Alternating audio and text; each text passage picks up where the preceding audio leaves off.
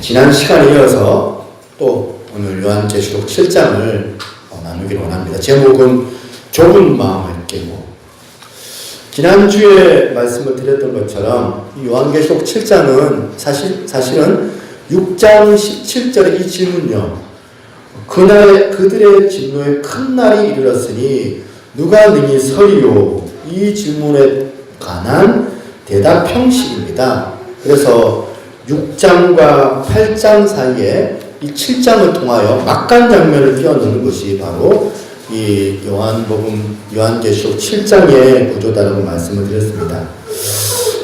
6장부터 드디어 이 하나님께서 하나님의 그 심판에 관하여서 본격적으로 이렇게 보여주시는데 6장과 8장, 계속해서 9장, 계속해서 이 하나님의 심판의 흐름 속에서 왜 7장을 거기다가 끼워 넣어서 이 질문에 관하여서 짧게 그렇게 보면 설명해 주시는 것도 아니에요. 긴 어떤 부분입니다. 7장 전체를 지금 설명을 하실까 이렇게 생각을 가만히 해보니까 하나님께서 하나님의 그 마음을 우리들에게 전해주고 싶으신 거예요.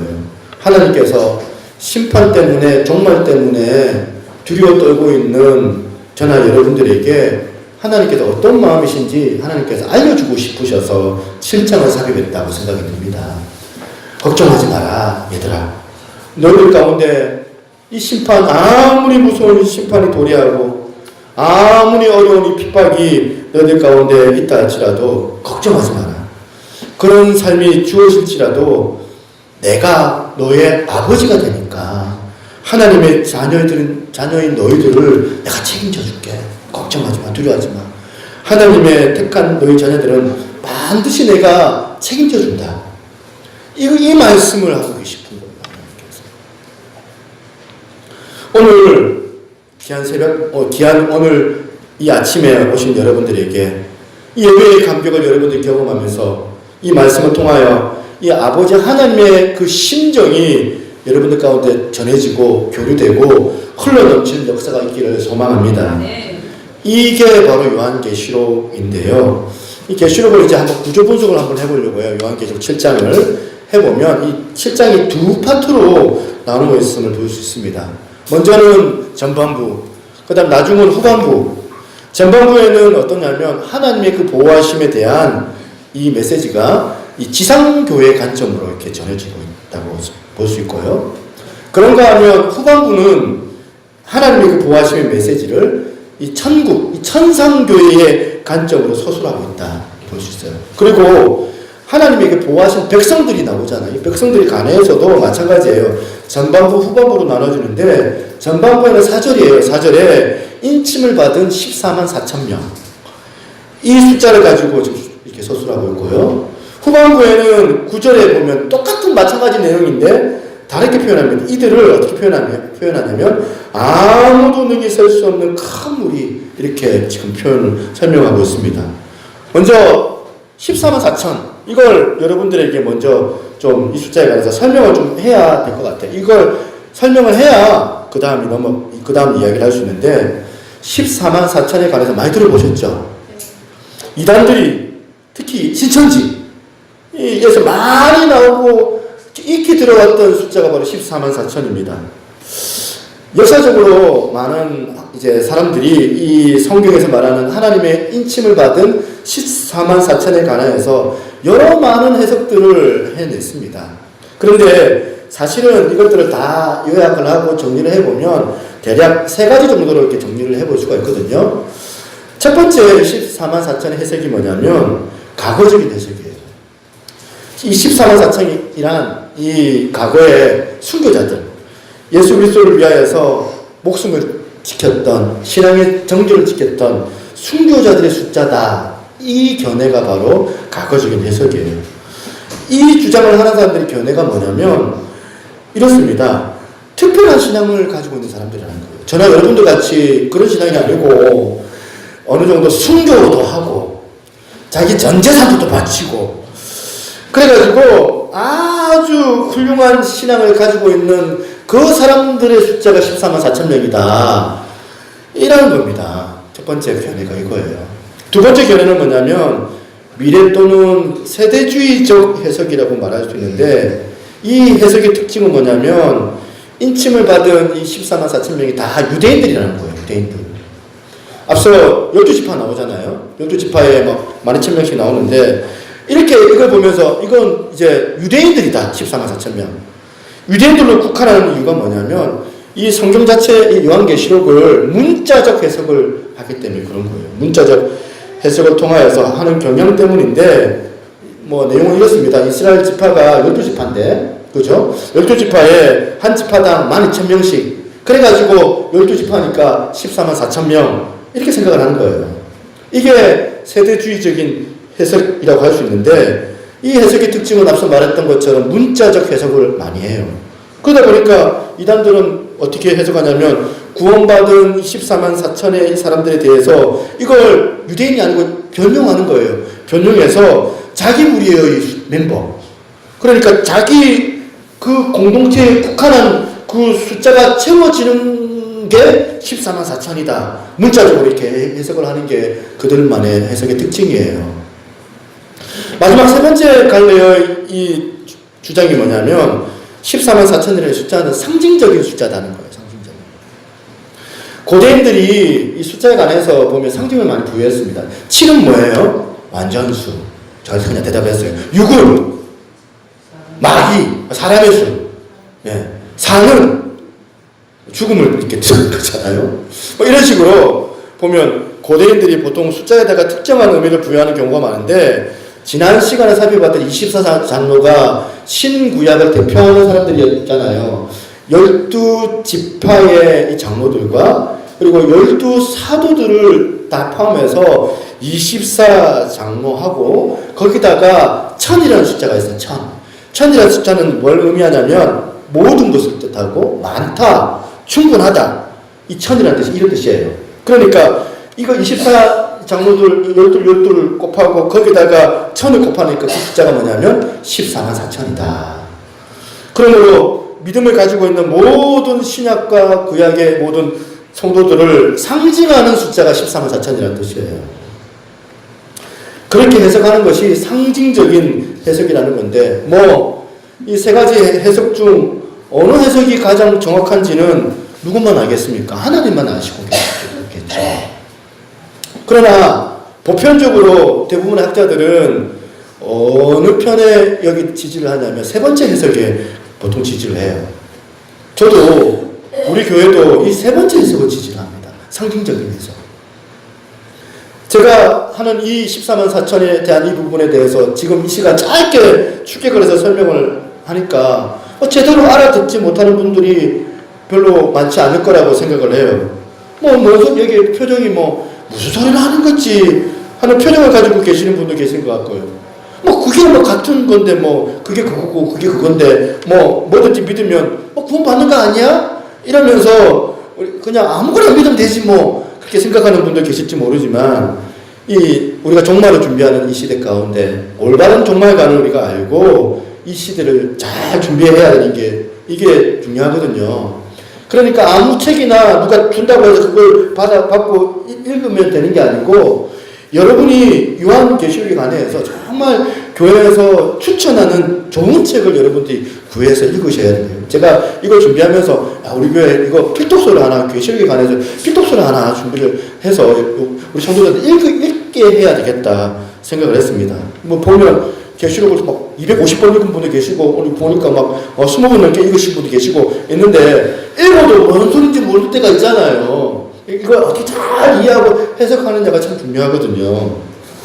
이렇게 어려운 해석을 담고 있는 게 이 요한계시록 7장인데요.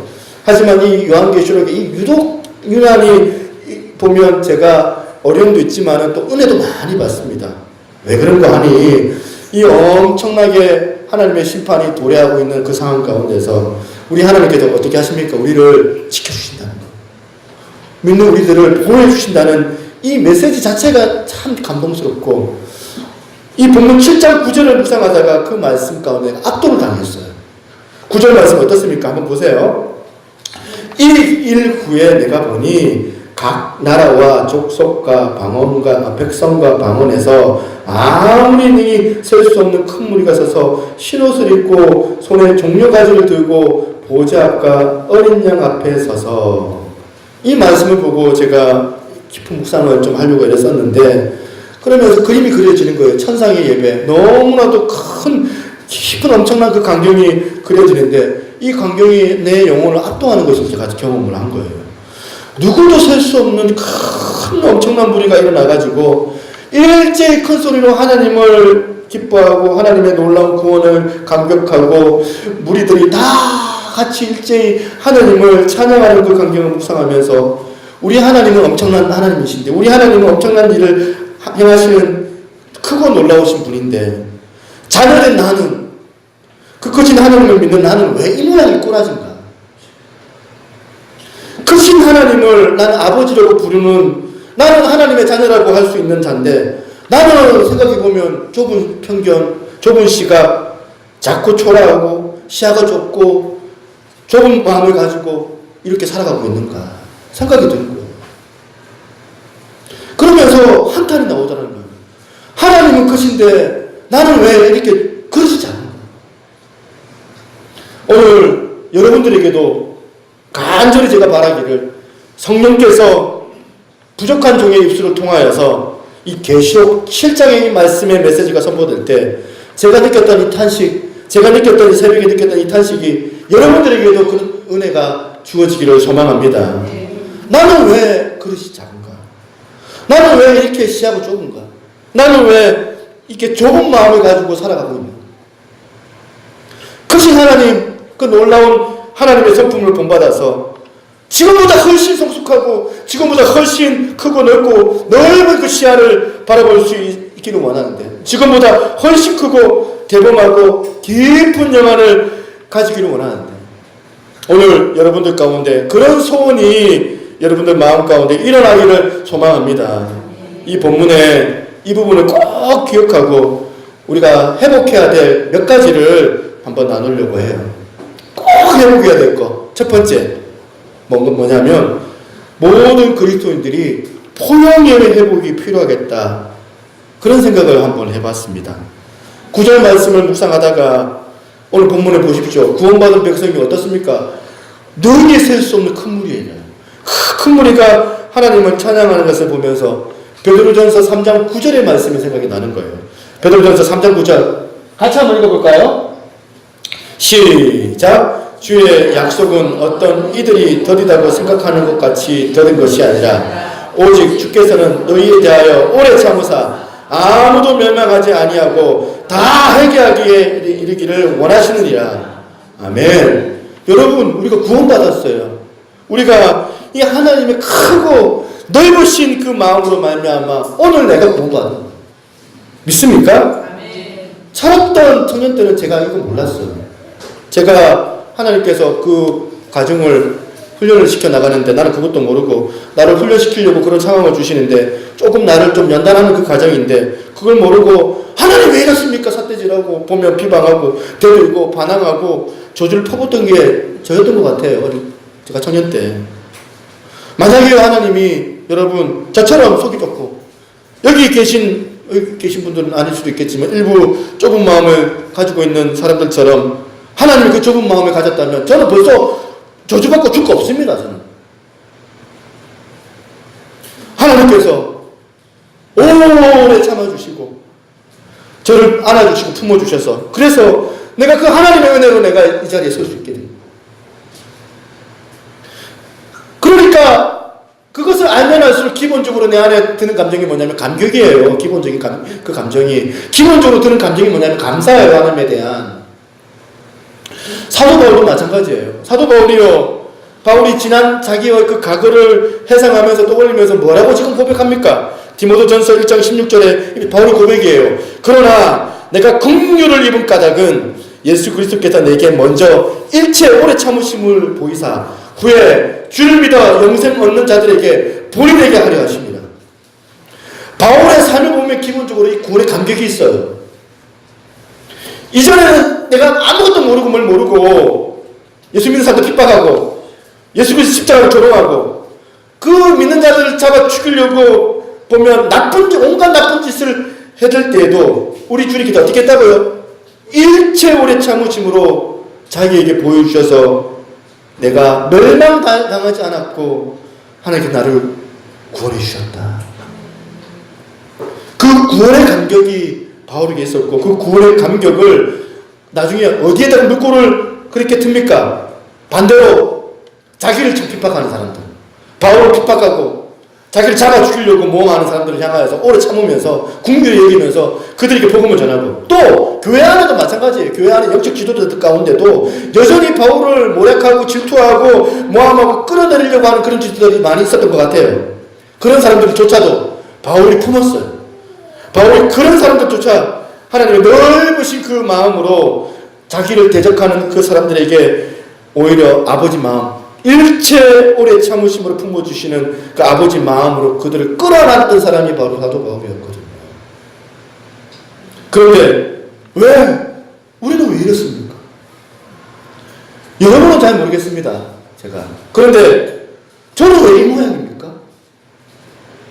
왜 하나님의 크신 사랑, 하나님께서 그 넓은 마음을 가지고 우리 가운데 나타나시는데 나는 왜 이다지도 좁은 마음을 가지고 있습니까? 그렇게 언젠가 사이트에, 인터넷에 제가 요한계시록 이래저래 또 이렇게 설교 준비를 해야 되니까 연구를 하기 위해서 인터넷을 한번 살피면서 어느 사이트에 들어가 본 적이 있는데, 말씀을 경성해야 된다 해서 단장한 신부로 어두운 때를 준비해야 된다고 말하는 이런 사이트가 있더라고요. 그래서 그 사이트가 참 귀하다. 얼마나 귀한 분들입니까? 보면 깨어서 주님 오심을 기다리는 분들이니까, 단장한 신부들이니까 그런 분들이 만든 사이트인데, 그 사이트에 한번 제가 은혜를 한번 받으려고 들어갔는데 제가 충격을 받은 거예요. 그 단장한 신부들이 모인 사이트에 이 게시판을 봤는데 기가 막힌 거예요. 어느 목사님이 자기 교회에서 요한계시록 시리즈 설교했던 거를 이 게시판에다가 이렇게 자기 본문 그런 어떤 그 설교 원고를 이렇게 올렸다는 것 같아요. 그 목사님이 풀었던 그 계시록 해석이 자기들이 주장하는 그 계시록 해석하고 좀 달랐던 것 같아요. 그랬더니 게시판에다가 육두문자만 안 썼지 저주를 퍼붓고 독소를 퍼붓고 저런 게 목사냐, 저런 교회 가면 안 된다, 온갖 험한 말을 다 퍼부어내면서 게시판이 난리가 난 거예요. 너무 충격을 받은 거예요. 제가. 단장한 신부들인데 이 마지막 때에 단장한 신부로 선다는 게 뭡니까? 여러분, 그거 사랑의 회복 아닙니까? 그 넓은 하나님의 그 사람들 보면 자기는 또 다른 사람들조차도 품는 게 그리스도인들 아닙니까? 사랑으로 무장하는 게 그리스도인들인데 자기랑 좀 다르다고, 자기랑 견해가 다르다고 그렇게 배척을 하고 보면 비난을 해대는 그 모습을 보면서 제가 충격이 컸던 것 같아요. 왜 오늘 우리들에게 이런 좁은 마음들이 있을까? 넓은 마음이 없을까? 14만 4천 명. 이 숫자를 자기들만 구원받는다라고 해가지고 그 숫자로 전락시키는 그게 다 이단들이다 말씀드렸잖아요. 저는 신천지에 빠진 분들을 보면서 참 마음이 아파요.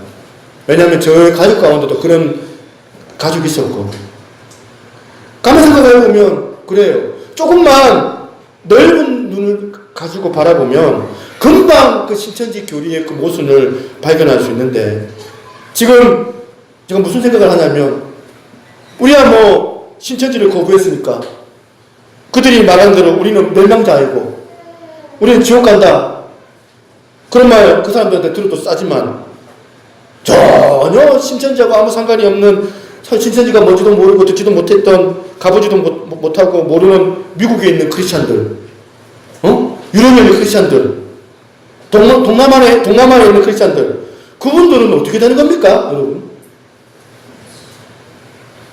여러분, 구원하시는 하나님의 역사가 그 조그만한 이 한반도, 이 대한민국, 이 동양의 자그마한 나라에서 태동된 이 조그마한 종파 안에서만 하나님의 구원이 있다. 이 구절 말씀, 그러면 어떻게 설명할 겁니까? 이 구절 말씀을. 오늘 본문 구절 다시 한번 보세요. 각 나라와 족속과 무리와 방언과 아무도 셀 수 없는 큰 물이라고 했는데 이 구원받은 하나님의 백성도 이렇게 표현하고 있는데, 지금 하나님이 모든 나라, 모든 민족, 모든 언어를 초월하여 이루어 말할 수 없는 수많은 영혼들을 하나님께서 구원해내시기로 작정하신 거예요. 주님의 그 인내하심으로 구원해내시기를 원하시는데, 고작 이 대한민국 조그마한 나라, 태동이 된 이 조그마한 종파, 그 안에서만 14만 4천 명이 구원받을 수 있다. 세상에, 여러분, 우리 하나님께서 일하시면 이렇게 좀 적은 겁니까? 그래서 우리가 조금만 눈을 높이면 돼요. 조금만 눈을 높이면 금방 그 모순을 우리가 발견할 수 있을 텐데, 저는 이렇게 생각을 해요. 이 이단의 문제는 뭐냐? 좁음의 문제다. 하나님의 그 힘을 자꾸 좁게 그렇게 하는 게 이단들이다, 저는 생각을 해요. 자기들만 구원합니다. 여러분, 이 좁음의 문제요, 이단에게만 있습니까? 우리에게는 없습니까? 이 좁음의 문제? 우리는 얼마나 좁습니까, 여러분? 백석대 신학과 교수인 이우재 교수님이 내놓은 책 가운데 스캇 맥라이드라고 쓴 분의 책 이름이 뭐냐면, 그걸 인용을 한 거예요. 배제의 시대, 포용의 은혜. 이걸 인용하면서 이 오늘 요한계시록 7장을 설명을 하는 거예요. 타락한 인생들을 말하는데, 우리 인생들 특징이 뭐냐면 서로를 배제시키는 게 특징이래요. 우리 인간들이 포용을 안 하고, 그렇기 때문에 서로를 배제시키는 타락한 인간들이라고 그렇게 말하면서, 이 배제시키는 인간들의 그 모여진 이 시대를 어떤 시대라고 말하냐면 배제의 시대라고 해요. 배제의 시대. 여기에 관하여서 저나 여러분같이 구원받은 자들의 은혜를 어떤 은혜라고 말하냐면 포용의 은혜. 그런 저나 여러분들이 가지고 있는 존재적인 특성이 있어요. 존재적인 특성이 뭐냐면 포용이에요. 포용. 그러면서 이우재 교수님이 어떻게 설명을 하시는가 보니까, 하나님의 택한 자녀들은 포용의 은혜를 받았어. 주님 앞에 구원받고 다른 사람들에게도 포용할 수 있는 그런 모습. 이게 요한계시록의 7장의 상징적인 모습이랍니다. 우리 주님의 포용의 은혜를 누려서 신천지 교리는 우리가 미워하고, 자꾸 신천지가 자꾸 우리한테 막 미혹하려고 달려들고, 그것 때문에 자꾸 우리가 그걸 경계하고 우리가 해야 되지만, 그렇다고 해서 우리가 신천지에 빠진 사람을 미워해서는 안 된다는 거예요. 긍휼히 여기고 오히려 그들을 위해서 기도해 줄 수 있어요. 죄를 미워하지만 사람을 미워하죠. 제가 제 가족 가운데 신천지에 빠졌을 때, 제가 전도사 때 그랬던 것 같아요. 어느 교회 목사님이 이단에 한번 빠지면 절대로 이제 구원 못 받습니다. 아주 담대히 선포하는 거예요. 마음이 막 무너지는 거예요. 내 가족이 신천지인데 이단에 빠지면 구원 못 받습니다. 단정 딱 지어버리고, 영원히 구원 못 받다고 탁 얘기를 하니까, 제가 선배도 담임 목사님인데 제가 찾아갔어요. 목사님, 그럼 제 동생은 구원 못 받는 거예요? 구원 못 받았다고 할 수가 있지. 마음이 무너졌어요. 우리가 어떻게 해야 됩니까? 포용할 수 있는 마음들. 신천지에 빠진 사람들, 그 죄를 미워하고 그 교리는 우리가 배타해야 되지만, 그 사람을 향해 긍휼한 마음으로 우리가 기도해 줄 수 있어야 된다.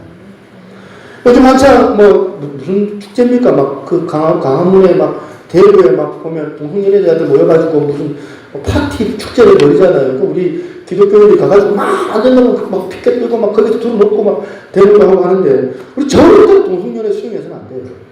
성경적이에요. 성소수자 이래가지고 막 보면 이렇게 막 치장을 해가지고 이렇게 접근하는데, 절대로 우리가 동성연애에 관해서는 수용 못 합니다. 동성연애자들에 대하여서, 그러나 어떻게 해도 주님이 그들을 긍휼히 여겨주신 것처럼 우리도 그들을 향하여 어떤 마음이 있어야 돼요? 포용하는 마음, 긍휼히 여겨주는 그 마음이 필요해요. 혹시 오해할까봐, 이 교회 목사님은 동성연애를 옹호하네? 절대 아닙니다. 그러니까 우리가 뭐냐면, 한축으로는 진리를 사수해야 돼요. 목숨 걸고 진리를 지켜야 되고, 또 다른 축으로는 영혼들을 포용하고 간용하고 불쌍히 여기고, 주님께서 세리와 청년들조차도 주님께서 포용했던 것처럼 우리 아버지 하나님의 넓은 그 마음을 담는 것이 중요하다는 거잖아요. 요한계시록 2장에 에베소 교회가 실수한 게 뭡니까? 성도들이 진리 지키려고 그런 선한 마음이 있었어요. 진리 지키려고 선한 마음을 가지고 있다가 어떻게 책망받습니까? 첫사랑을 잃어버렸다. 처음 사랑 너희가 잃어버렸다. 책망을 들은 것을 보면서 저나 여러분 예배드리는 모든 성도들이 넓은 마음을 가지고 포용력을 가지고 이 죄를 미워할지라도 그 죄를 범한 한 성도를 향하여서 한 영혼을 향해서 불쌍히 여기고 그를 위하여 기도하는 긍휼을 가지고 나아갈 수 있는 복된 여러분 되시기를 소망합니다. 그런가 하면 두 번째 우리가 회복해야 될 덕목 두 번째가 뭐냐면 구원의 감격이에요. 이 감정 10절 한번 보세요. 큰 소리로 외쳐 이르되 구원하심이 보좌에 앉으신 어린 양에게 있도다니. 이 장면이 너무너무 감격스러워요. 능히 셀 수가 없는 그 하나님의 백성들이 무리를 지어서 뭐합니까 지금? 큰 소리로 일제히 자기를 구원해내신 하나님, 자기 영혼을 구원해내신 각자가 서로가 노래하지만 그것이 일제히 하나님을 노래하고 찬양합니다. 그 노래를 가만히 보니까 우리가 이 감격, 어떤 감격을 회복할 수 있을까? 7장 10절 같이 한번 읽어볼까요? 7장 10절 시작. 큰 소리로 외쳐 이르되 구원하심이 보좌에 앉으신 우리 하나님과 어린 양에게 있도다. 저는 이 장면이 너무 감격스러워요. 능히 설 수도 없는 이 무리들이 일제히 큰 소리로 자기를 구원하신 하나님과 그 어린 양 대신 예수 그리스도를 찬양합니다. 그러니까 어떤 사람들이 구원의 감격을 가지느냐? 구원하신 우리 하나님, 어린 양 대신 예수 그리스도 그 십자가의 구원의 역사가 있다는 것을 믿는 사람들. 나의 능력, 나의 체면, 나의 잘나고 똑똑하고 유능하고 나의 도덕적이고 수준 높은 그 윤리적인 그 태도에서 내가 구원함을 경험하는 것이 아니라 우리가 성경 지식을 많이 깬다고 구원받는 것이 아니라 자격이 없는 나 같은 벌레보다 못한 나를 구원하신 하나님의 그 십자가에 있는 것. 그 구원의 감격을 말하는 거예요. 여러분 이거 있습니까? 이 말씀 준비하다가 참 제가 애석했어요. 제가 어느 날 옛날에 기차를 눈 오는 날 타고 가다가 수원역에서 얼른 내려가지고 미친듯이 소리를 지르면서 야! 하면서 PC방에 간 적이 있어요. 왜? 컴퓨터를 하기 위해서, 컴퓨터에 그 합격자 발표를 보기 위해서 야! 하면서 하나님 감사해요 하면서 그 달려갔던 기억이 나요. 제가 그렇게 들어가기를 원했던 그 성신대학교 신학대학원에 합격을 했거든요. 3년 만에. 그때 저도 울고요. 우리 집사람도 울었는데. 제가 가만히 생각해보니까 제 인생 가운데 가장 외로웠던, 가장 길이 안 보였던 그때가 바로 제가 신대원 공부하면서 삼수할 때였던 것 같아요. 애를 낳았는데, 감천 삼복도로 저 보면 계단도 보면 140개, 150개 되는 그 꼭대기에 전셋집을 얻어가지고 맨날 이렇게 안고 올라갔다 내려갔다 하면서 이제 하는데 가난했던 전도사 시절에 물론 저희 어머니 계신데 저희 어머니 많이 도와주셨어요. 안 도와주신 게 아니에요. 문체적으로 또 도와주셨어요. 그럼에도 불구하고 가난한 거예요. 가난한 그 전도사 생활하면서 우리 집 사람이 이제 젖을 줘야 되는데 젖이 모자라가지고 그래가지고 500ml 우유 500ml짜리 그거 우유 벌컥 마시고 난 다음에 10분 있다가 애한테 젖 주고 그런 걸 이제 그 앞에 슈퍼 아줌마한테 얘기 들으면서 날이 가면 날이 갈수록 길은 안 보이고 초조해지고 학교는 못 들어가니까 교회에서 얼굴도 못 들고 맨날 평일날 도시락 싸주고 밥 사 먹으면 비싸니까 우리 집사님이 또 도시락을 싸주시더라고요. 그래가지고 도시락 다니면서 그렇게 공부하고 그때는 막연하고 너무 힘들던 그때였던 것 같아요. 시간이 가면 갈수록 초조해지는데 자존심은 강해가지고 가족들한테 보면 안 받으려고 위로도 안 받으려고 하고 그러다가 3년 만에 이 총신대학교 신대원에 합격을 한 거예요. 그것도 보면 이제 기차를 타고 다른 신대원 들어가기 쉽더라고요. 다른 신대원에 시험 치러 가는 그 열차에서 합격 보면 우리 집사람이 알려주는 그 전화를 받고 나 내려가가지고 내가 확인하고 싶어가지고 그래가지고 내린 데가 바로 수원역이더라. 수원역에 내려가지고 막 뛰어오면서 하나님 감사합니다 하면서 내가 찬양했던 그 기억이 나. 첫 채플 히브리 강좌 때 제가 양지에 캠퍼스에 첫 채플을 제가 드렸던 기억이 나요. 한 달 동안 기숙사 생활을 하면서 이제 채플 드려야 된다. 다 신학생들 모여가지고 이제 강당에서 이제 채플 드리는데 피아노 딸랑 한 대 가지고 어느 조사님 피아노 막 치고 찬송가를 부르고 예배를 드리는데 찐한 감격스럽게 눈물이 막 눈앞을 가려가지고 전율이 흐르고 그때의 생각, 그때의 그 감격과 그 전율은 제가 이루어 말할 수가 없는 거거든요. 하나님 감사합니다. 나를 이렇게 구원해 주셔서 감격과 그 기쁨의 그 눈물 너무 감사한데 옆에 정사님이 들을까봐 하면서 막 설교 듣는데 한 시간 내내 하면서 예배 드렸던 기분, 눈물의 예배, 기쁨의 예배, 감사의 눈물의 예배였어요. 그 감격을 아직도 저는 잊을 수가 없거든요. 너무 외롭고 고독하고 누군가가 말 한마디 건네도 보면 위로가 안 되고 그런 고립된 생활 가운데 구원의 감격이 제 안에 오히려 내 안에 있던 이 감정, 고독한 감정, 쓸쓸한 감정, 외로운 감정을 이 구원의 감격에 다 보면 청소해버리는 쓰나미처럼 몰려와서 그것도 다 가지고 가버리는 그런 것을 내가 경험을 합니다. 오늘 우리 혹시 마음대로 안 되는 분, 외로운 분, 이 안에서 너무 고통스러운 분 계십니까? 처방전은 뭐냐면 구원의 감격을 회복하는 거예요. 그리스도로 말미암아 구원의 감격이 우리가 임해졌을 때에 우리 안에 이 감정의 이 어떤 파편들이 다 따라갈 줄로 믿습니다. 구원의 감격이 있을 때에 모든 어려움이 사라지고 우리 안에 우리 마음의 회복의 역사가 시작될 줄로 믿습니다. 모든 어둠의 감정이 다 사라지는 줄로 믿습니다. 그래서 이 구원의 감격을 회복해야 되는데 왜 중요할까? 고립된 생활 가운데 내 안에 모든 외로운 감정을 다 쓸어버리는 것이 바로 이게 능력의 감정이 되기 때문에 그런 거예요. 구원의 감격이. 그래서 오늘 이 예배 때 저와 여러분들 반드시 회복해야 될 게 뭐냐면 그리스도 예수의 십자가로 말미암아 얻은 구원의 감격인 줄로 믿습니다. 옛날에 제가 불렀던 찬양인데 문득 이 말씀 준비하면서 이 찬양이 생각나면서 막 보면 감동이 밀려오던 기억이 나요.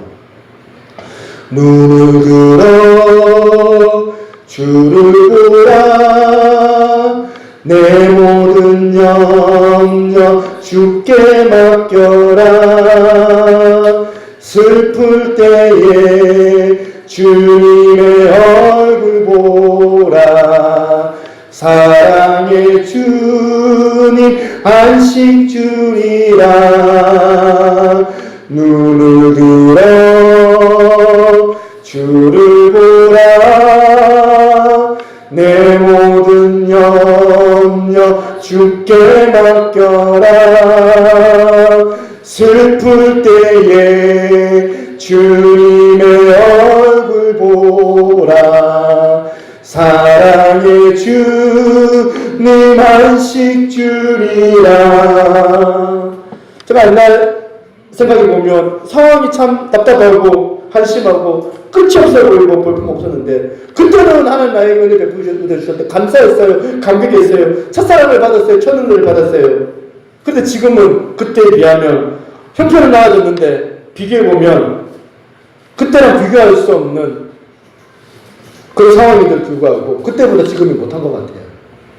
오히려 그때는 신학생, 초년생 때 그 감격이 위로 말할 수 없는데 지금은 별로 그런 감격이 없어요.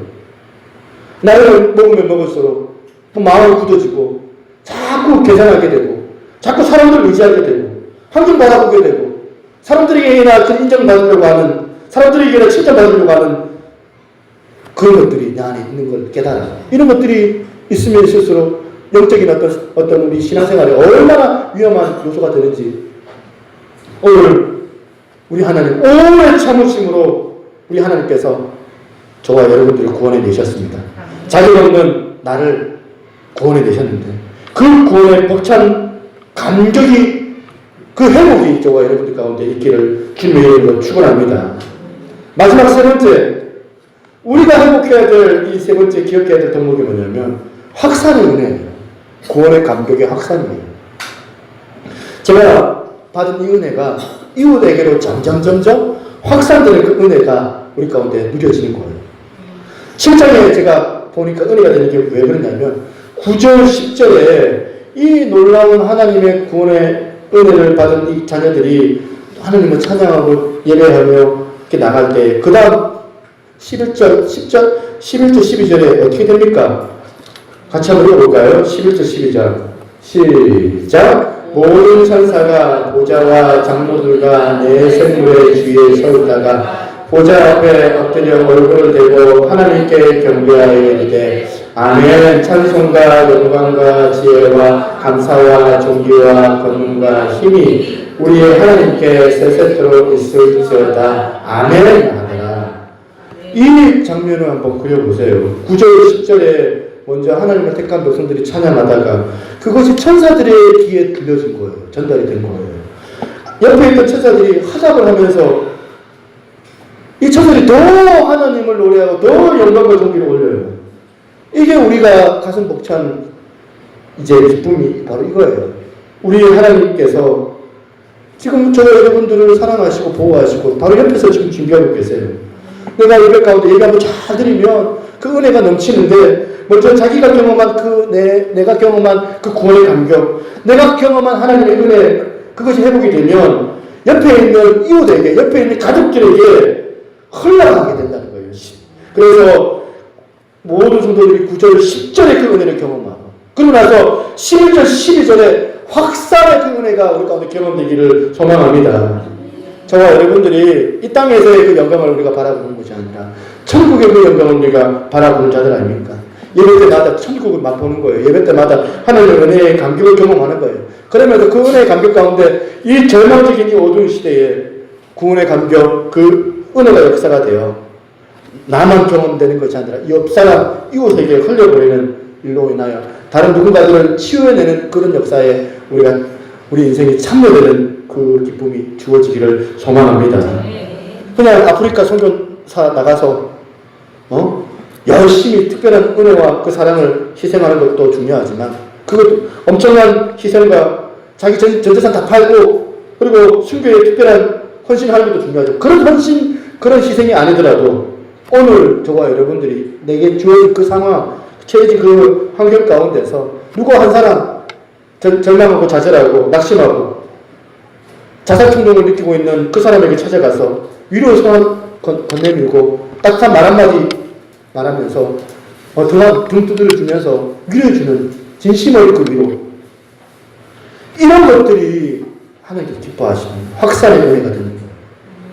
먼저 첫 번째 뭡니까?